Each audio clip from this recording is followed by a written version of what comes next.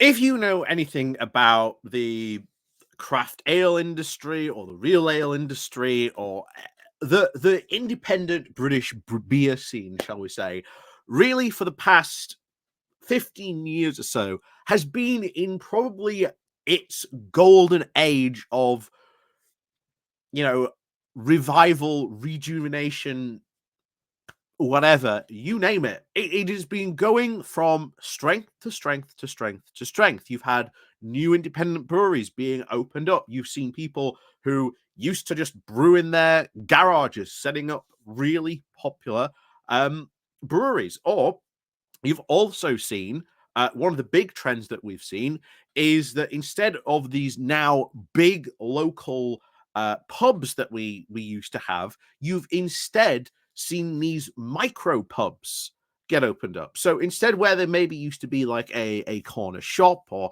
something like that, you would see this sort of microbrewery open up, and it's just a small bar that sells these craft ales and beers, and they have done great guns. There is a ton of locals around me. There's recently there's the Gorba Tap just opened up. There's the one in Wath Tap, really popular local like micro pub.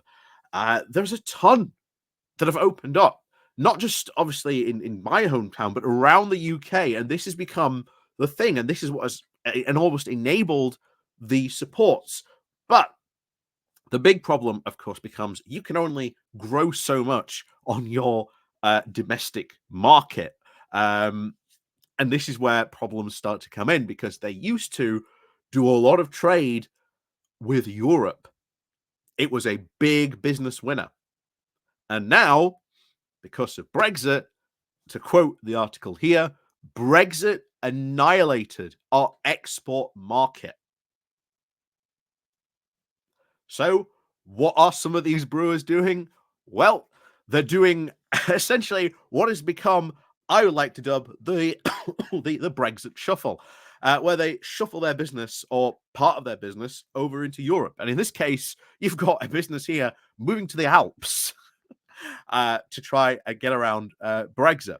So, as always, before we go diving into this story, please do remember to click on our like, share, and subscribe button. And of course, down below, there are links to my Patreon page and one off today's link called Buy Me Coffee, where you can buy me coffee. There is the YouTube thank you button, and of course, the Pony Club as well. So, let's go diving into this. So, the title of the article is Brexit Annihilated Our Export Market and British Brewers Shift Production to the Alps. Aimed at the towering peaks of the French Alps, British craft beer has discovered an unexpected home. As Brexit has created tough challenges for the UK craft beer producers exporting to Europe, British companies have now set up home abroad and have been finding success. And let's remember, those jobs, those expansions mean that that's not jobs here in the UK, that's jobs abroad. And that is specifically because of Brexit. If we didn't have Brexit, they would have been able to expand at home and continue to export. Not the case now.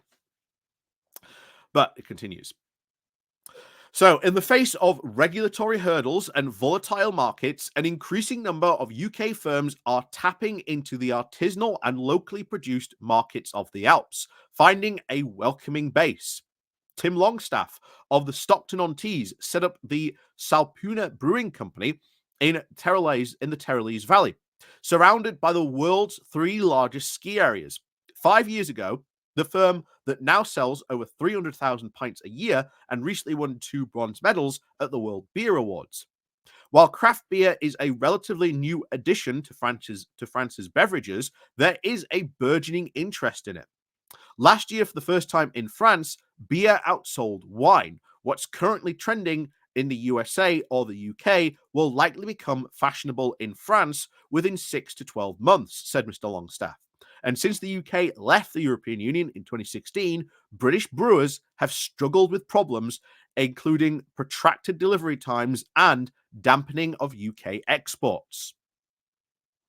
Jack Gerald, who exports have been decimated since Brexit, says that we can actually capitalize on this by catering to our domestic market here.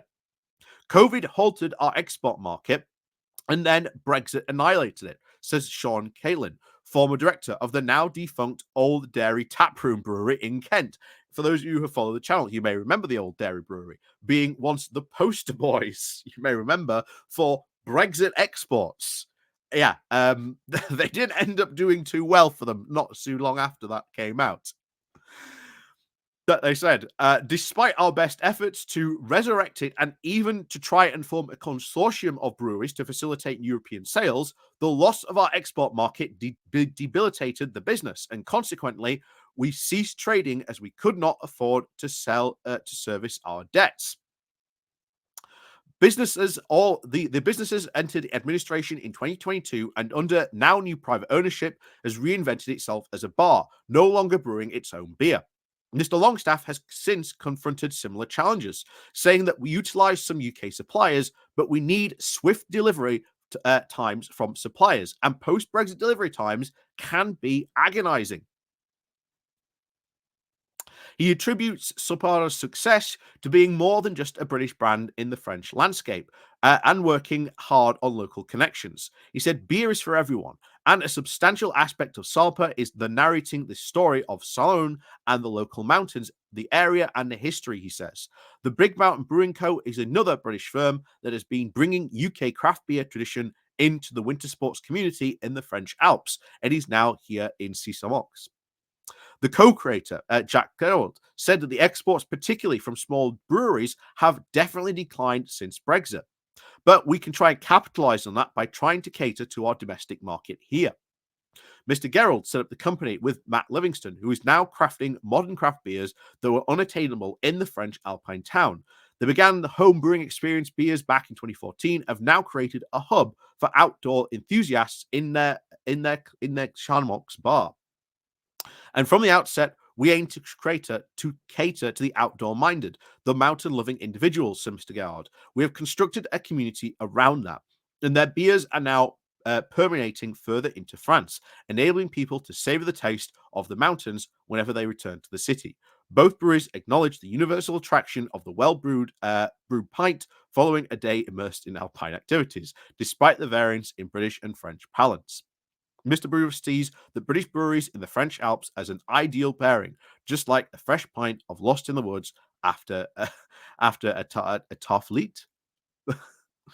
But yeah, this isn't new. This isn't new. We've been seeing this happen all the time, and especially the old dairy brewery. As I said there, that was the Brexit export champion.